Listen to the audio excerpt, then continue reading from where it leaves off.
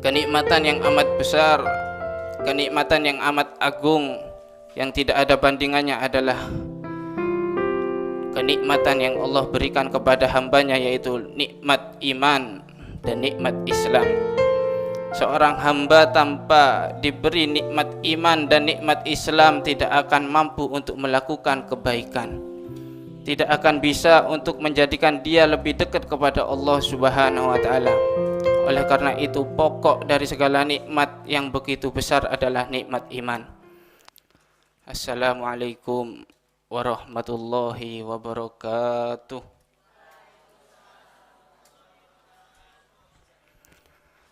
Alhamdulillah, nahmaduhu wa nasta'inuhu wa nastaghfiruh, wa na'udzu billahi min syururi anfusina wa min sayyiati a'malina. May yahdihillahu fala mudhillalah wa may yudlil fala hadiyalah. Asyhadu an la ilaha illallah wahdahu la syarikalah, wa asyhadu anna sayyidana Muhammadan abduhu wa rasuluh wa khaliluhu wa safiyuh alladhi arsalahu bil huda wa dinil haqq wal yudhhirahu 'alad dini kullih walau karihal kafirun. Allahumma shalli wa sallim wa barik wa majjid wa 'azzim ala habibika sayyidina Muhammad wa ala alihi wa ashabihi wa man tabi'ahum bi ihsanin ila yaumiddin. Rabbi shrah li sadri wa yassir li amri wahlul 'uqdatam min lisani yafqahu qawli. Subhanaka la ilma lana illa ma 'allamtana innaka antal alimul hakim. Allahumma ya Rabbana a'inna 'ala ittiba'i sunnati wa amitna ya Rabbana 'ala millati wa asyurna yaumal qiyamati ma'a zumrati tahta liwa'ih. Allahumma ya Rabbana uhsyurna taubatan qablal maut wa syahadatan 'indal maut wa jannata ba'dal maut, amma ba'd. Yang terhormat guru kita tercinta Al-Mukarram wal Muhtaram Buya Yahya beserta keluarga, yang kita doakan selalu mudah-mudahan beliau senantiasa dilindungi oleh Allah Subhanahu wa Ta'ala, senantiasa dijaga oleh Allah Subhanahu wa Ta'ala, dan mudah-mudahan beliau diberi panjang umur dalam keadaan taat, sehat walafiat, dan diberi kemudahan segala urusannya, baik urusan dunia khususnya urusan akhiratnya. Amin, Allahumma amin. Dan kepada guru kita tercinta Al-Mukarram Abah Syekh Abu Hanifah beserta keluarga, yang kita doakan selalu mudah-mudahan beliau senantiasa dilancarkan segala urusannya, selalu dilindungi oleh Allah dari amarah bahaya, selalu dijaga oleh Allah, diberi panjang umur dalam keadaan taat, sehat walafiat, dan dipermudah segala urusannya, baik urusan dunia maupun urusan akhiratnya. Amin, Allahumma amin. Hadirin wal hadirat, para orang tua kami, para santri, alhamdulillah kita kembali bertemu, kembali berkumpul, saling bermuwajahah dalam rangka menuntut ilmu, untuk supaya kita menjadi orang yang lebih kenal lagi kepada Allah, supaya kita menjadi lebih dekat lagi kepada baginda agung Nabi Muhammad sallallahu alaihi wasallam, sehingga hakikatnya nanti kita mendapatkan ridho dari Allah Subhanahu wa Ta'ala dan mendapatkan syafaat dari baginda agung Nabi Muhammad sallallahu alaihi wasallam. Hadirin wal hadirat, kenikmatan yang amat besar, kenikmatan yang amat agung, yang tidak ada bandingannya adalah kenikmatan yang Allah berikan kepada hambanya, yaitu nikmat iman dan nikmat Islam. Seorang hamba tanpa diberi nikmat iman dan nikmat Islam tidak akan mampu untuk melakukan kebaikan, tidak akan bisa untuk menjadikan dia lebih dekat kepada Allah Subhanahu wa Ta'ala. Oleh karena itu, pokok dari segala nikmat yang begitu besar adalah nikmat iman. Karena suatu ketika di zamannya Nabi ada salah satu sahabat yang bernama Abi Sufyan ibn Abdullah, yang sering dipanggil dengan Abi Amrah.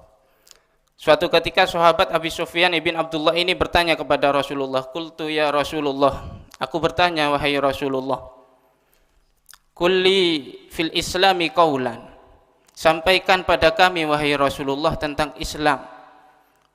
Berikan aku satu pesan, sampaikan aku satu pesan, satu wasiat, satu perkataan, la as'alu anhu ahadan ghairak, yang setelah itu aku tidak akan bertanya lagi ke siapapun wahai Rasulullah. Sahabat Abi Sufyan yang bertanya demikian ini menunjukkan adalah sahabat yang begitu bersemangat dalam bertanya kepada baginda Nabi Muhammad sallallahu alaihi wasallam. Seorang sahabat yang begitu bersemangat dalam mencari ilmu, orang yang ahli iman, sehingga ketika ditafsiri dalam hadis lain, seorang sahabat itu seakan-akan itu meminta kepada Rasulullah itu sesuatu yang amat besar untuk diamalkan dalam sehari-hari, sehingga apa? Dengan pedoman satu yang disampaikan oleh baginda Nabi tadi itu menjadikan dia itu selamat di dunia dan di akhirat. Ini permintaannya seorang sahabat kepada baginda Nabi. Satu pesan yang menjadikan dia itu punya pedoman, punya pegangan, sampai dia itu meninggal menghadap kepada Allah agar supaya mendapatkan ridhonya Allah Subhanahu wa taala. Lalu dijawab oleh baginda Nabi, apa jawabannya baginda Nabi Muhammad sallallahu alaihi wasallam? Qul amantu billah tsumastaqim. Jawabannya baginda Nabi sangat simpel. Amantu billah, qul amantu billah tsumastaqim. Katakanlah, aku beriman kepada Allah, tsumastaqim. Kemudian usahalah untuk istiqomah. Berusaha untuk istiqomah dalam berbuat baik. Ini ketika Nabi menjawab demikian dengan jawaban simpel, ini mengajarkan kepada kita, kepada umatnya dan kepada para sahabat bahwasanya untuk senantiasa memperbarui iman kita di setiap saat. Setiap saat kita memperbarui agar supaya apa? Semakin kuat iman kita. Karena keimanan seorang hamba itu ada kalanya al-imanu yazidu wa yanqus. Ada kalanya bertambah, ada kalanya menurun, berkurang. Sehingga kalau tidak diperbarui turun terus menjadikan dia itu lemah, malas dalam beribadah kepada Allah Subhanahu wa taala. Makanya kata Nabi itu tadi amantu billah, qul amantu billah, katakanlah aku beriman kepada Allah. Makanya segala kebaikan yang sering dikatakan oleh guru kita mulia Buya Yahya, segala kebaikan sebesar apapun ketika dilakukan di dunia oleh seorang hamba, akan tetapi tidak didasari dengan iman, dengan dasar iman, maka kebaikan tadi itu tidak akan bisa dipetik nanti kelak di akhirat. Ia hanya berbuat kebaikan di dunia, akan tetapi dia itu tidak bisa membuahkan kebaikan tadi itu di akhirat. Kok bisa? Iya, karena tidak didasari dengan iman. Tapi hanya dapat balasan di dunianya. Orang-orang kafir aja berbuat baik ketika di dunia, itu dibalas sama Allah. Allah Maha Adil, akan tetapi tidak bisa dapat balasan di akhirat nanti. Itu orang kafir. Mungkin dia orang yang tidak beriman, saling berbuat baik sesama tetangganya, saling bersih-bersih sama di lingkungan tetangganya itu, di rumahnya. Tapi dia itu tidak didasari dengan keimanan di dalam hatinya. Dia dapat manfaat di dunia tapi tidak dapat manfaat di akhiratnya. Kenapa? Tidak didasari dengan keimanannya. Ketika qul amantu billah, kata Nabi, katakanlah aku beriman kepada Allah. Ketika Nabi menjawab demikian, ini bukan berarti Nabi ini berbicara dengan orang yang tidak beriman, enggak. Akan tetapi seorang sahabat Abi Sufyan ibn Abdullah, ini orang yang ahli beriman, orang yang ahli ilmu, orang alim. Akan tetapi apa? Dalam riwayat lain, dalam hadis lain, Nabi bersabda, jaddidu imanakum, perbarui iman kalian itu wahai para sahabat, kata Nabi. Perbarui terus, tingkatkan keimanan kalian. Kemudian tanya seorang sahabat, kaifa nujaddid imanana wa ya Rasulullah, bagaimana kami itu memperbarui iman kita wahai Rasulullah? Kata baginda Nabi, dijawab, aksiru min qauli la ilaha illallah, perbanyak dari kalimat la ilaha illallah Muhammadar Rasulullah. Kok bisa? Iya, karena keimanan itu letaknya di dalam hati. Mungkin kalau dikalimatkan asyhadu alla itu sebagai nutqu bi syahadatain, akan tetapi letaknya di dalam hati, keyakinan. Makanya antara hubungan istiqomah dan iman, dalam hadis ini kan amantu billah tsumastaqim, keimanan dan istiqomah. Apa hubungannya di balik keimanan dan istiqomah ini kok bisa nyambung gitu? Jadi istiqomahnya seseorang dalam berbuat baik, istiqomahnya seseorang dalam berbuat baik itu karena kuatnya keimanannya dia di dalam hatinya. Jadi kalau tidak mempunyai kekuatan iman di dalam hatinya, maka sulit untuk istiqomah. Jadi hubungannya antara iman dan istiqomah itu gara-gara kuatnya keimanan di dalam hatinya. Kalau kita perumpamakan dalam contoh sesama manusia, ada seorang pegawai, para pekerja itu pergi jam 7 ke pabriknya atau enggak ke kantornya, berangkat jam 7, pulang sore hari, terus istiqomah. Kenapa kok dia itu terus istiqomah, kerja terus semangat, bekerja keras? Karena dia punya keyakinan di dalam hatinya bahwasanya nanti di akhir bulan dia itu bakalan dapat upah, dapat gaji. Jadi istiqomah, gak berani terlambat. Tapi kalau kok seorang para pekerja tadi itu punya keyakinan, wah ini nanti kalau di akhir bulan bos saya ini gak bakalan bisa gaji saya, gak bakalan bisa dapat uang upah dari hasil kerja saya. Kenapa? Karena dia yakin bahwasanya bosnya ini bangkrut. Kemudian apa menjadikan dia itu tidak istiqomah, tidak semangat dalam bekerja? Jadi keimanan, keyakinan itu harus disertai keistiqomahan itu harus disertai keyakinan.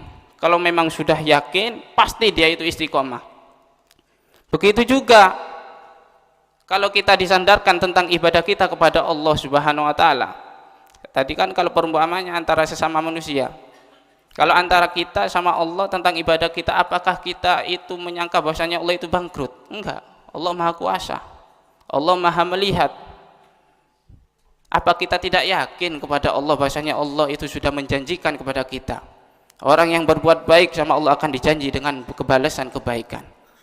Orang yang berbuat jelek, Allah janjikan dia akan dibalas dengan kejelekan nanti di akhirat. Ini yang sudah dijanjikan oleh Allah. Makanya kita tidak yakin kepada Allah?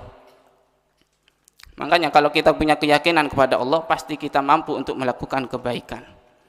Lantas alasannya kenapa kok kita ini sering malas untuk ibadah kepada Allah, malas untuk melakukan ketaatan kepada Allah, lemah dalam beribadah kepada Allah? Apa alasannya? Sebagian ulama mengatakan, apakah gara-gara kita ini tidak punya keimanan? Enggak. Keimanan tetap utuh. Seseorang yang ahli, orang Islam itu pasti punya iman, tapi yang menjadikan malas dia itu gara-gara sebab tertutupi oleh hawa nafsunya. Jadi keimanannya tadi itu ditutupi oleh hawa nafsunya, sehingga kalau iman udah ketutupin, jadi kebaikan di hadapannya itu kayak ngerasa berat terus. Bangun malam untuk sholat 2 rakaat tahajud, ngerasa berat. Kenapa? Tertutupi oleh hawa nafsunya, dibisiki oleh setan. Hawa nafsu banyak modelnya, bukan dengan urusan nafsu doang. Ada kalanya seseorang itu nafsu dalam makan, sehingga dia itu lalai. Setiap sesuatu yang ia makan, gara-gara kelalaiannya, bahkan yang haram dia makan, padahal dia tahu bahwasanya itu haram, tapi tetap terus dilahap. Kenapa? Ngikutin hawa nafsu. Makanya itu kata para ulama, yang menjadikan keimanannya seseorang itu tertutup gara-gara hawa nafsu. Makanya Imam Abdul Al-Haddad sering di kitabnya itu disebutkan, di saat ada orang maksiat, orang melakukan maksiat, tanyakan tentang satu pertanyaan. Apa itu pertanyaannya, kata Imam Haddad? Satu, apakah Allah melihat kamu ketika kamu maksiat? Jawabannya cuma ada 2, dan 2 jawaban ini salah dua-duanya, tidak baik dua-duanya. Ketika dia itu menjawab, oh iya, Allah melihat ketika aku maksiat, Allah Maha melihat. Dia yakin bahwasanya Allah itu melihat, tapi dia tetap melakukan kemaksiatan, kafir dia.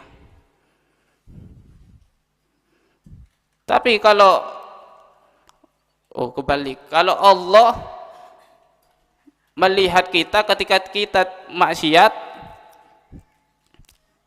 su'ul adab, tapi kita meyakini bahwasanya Allah tidak melihat kita ketika kita maksiat, berarti dia itu kafir seketika. Kenapa? Karena tidak meyakini bahwasanya Allah tidak melihat kita ketika kita maksiat. Makanya dengan renungan ini kata Imam Haddad, untuk senantiasa menjaga diri kita dari segala keharaman, menjaga diri kita dari segala sesuatu yang diharamkan oleh Allah Subhanahu wa taala, menjaga dari kemaksiatan. Mudah-mudahan apa yang kami sampaikan menjadi manfaat dan bisa diamalkan dalam sehari-hari kita, khususnya untuk diri kami sendiri. Mungkin sekian dari kami, mohon maaf. Wa'alaikum warahmatullahi wabarakatuh.